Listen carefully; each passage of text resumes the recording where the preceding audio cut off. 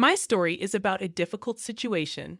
My husband caught me with another man, and he ended up in jail for 5 years. My family now hates me, and I feel like I've ruined everything. I blame myself and think about it every night when the house is silent. My children aren't with me, and my ex husband has every reason to hate me. This all happened in 2015 when I was 39. I realize now that I took my ex husband for granted. He always treated me well, and we were married for 20 years. We were high school sweethearts and each other's only love. My family loved him, and my brother looked up to him. He was a good man who helped people in tough situations. We had 2 boys and twin daughters. Over the years, I gained weight and felt self conscious, but he always told me I was beautiful. We rarely argued. But when we did, it was usually about sex. I wasn't in the mood for it, even though he desired me. When I turned 39, I worked hard to get in shape, and my ex husband joined me at the gym. I lost a lot of weight, and he got in better shape too. He couldn't keep his hands off me, but I still wasn't in the mood. I thought it might be early menopause, and we didn't have sex often. He wanted more, but I just wasn't feeling it. I just wasn't into it. My husband suggested couple counseling, but I refused. Then, a new manager joined my office shortly after my birthday. He was younger and attractive, and he seemed to take an interest in me. Initially, I ignored his advances, but over time we started talking casually. Eventually, he began flirting with me, and I showed him my wedding ring. After 2 months of constant flirting, I found myself flirting back and sharing details about my life. Looking back, I realized it was an emotional affair. At the time, though, I was feeling high. My ex-husband sensed something was wrong, and we had a heated argument. During that argument, he went to kiss me, and I inadvertently made a disgusted expression. It wasn't directed at him. I was thinking about the other man when he leaned in, and I felt disgusted with the situation. At least, that's what I tell myself. A week after that incident, I asked the new manager to meet me at a cafe to talk.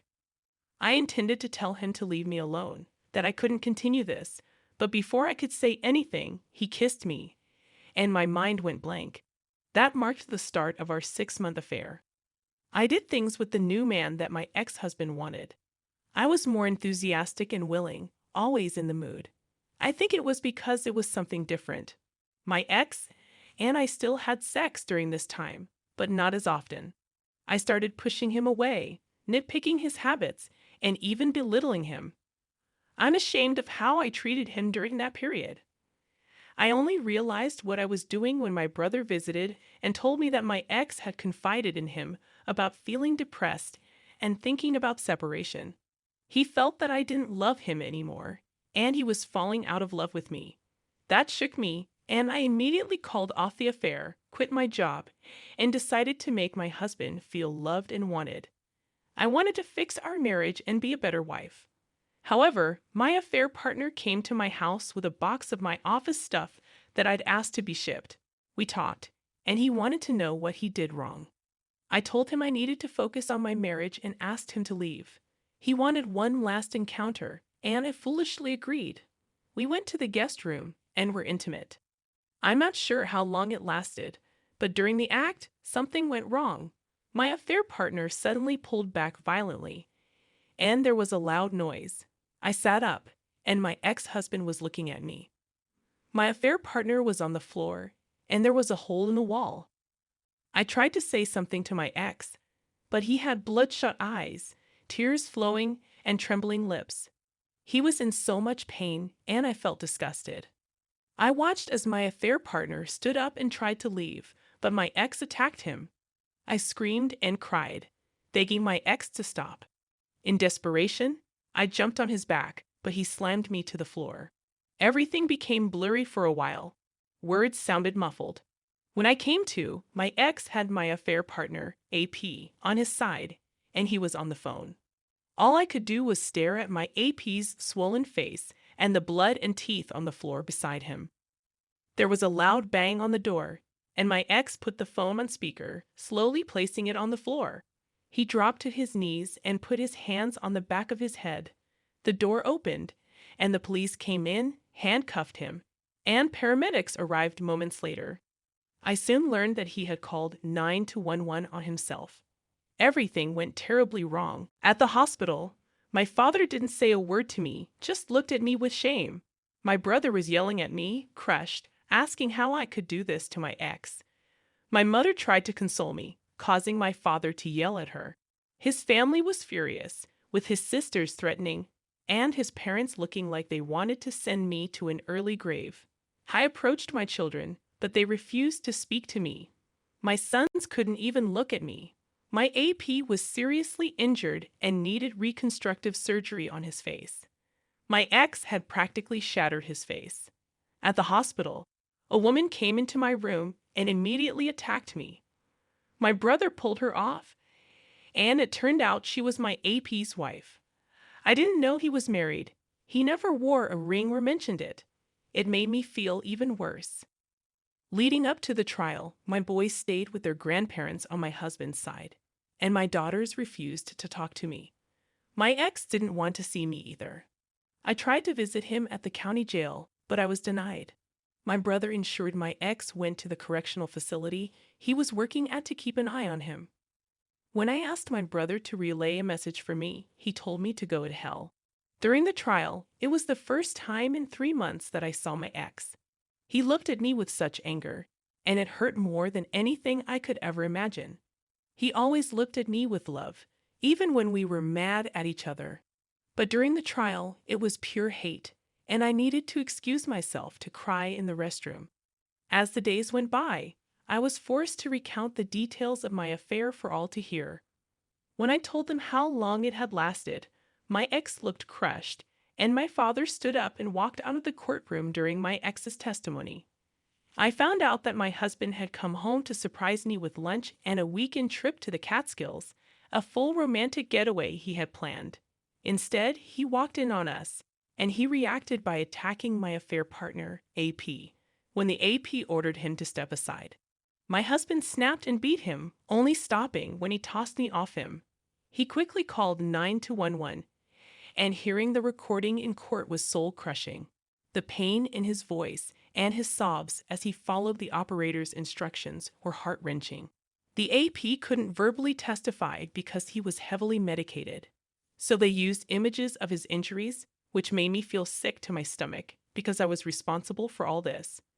My husband had severely injured the AP, smashing his eye socket, cheekbones, and destroying his jaw. They mentioned that there were bone fragments too small to piece together. My husband was charged with a third-degree felony and sentenced to 7 years.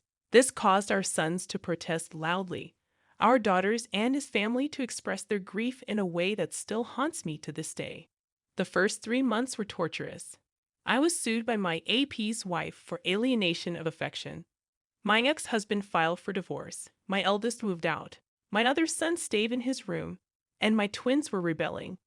My former sister-in-laws attacked me. His mother spat in my face when I tried to apologize, and my father and brother refused to speak to me.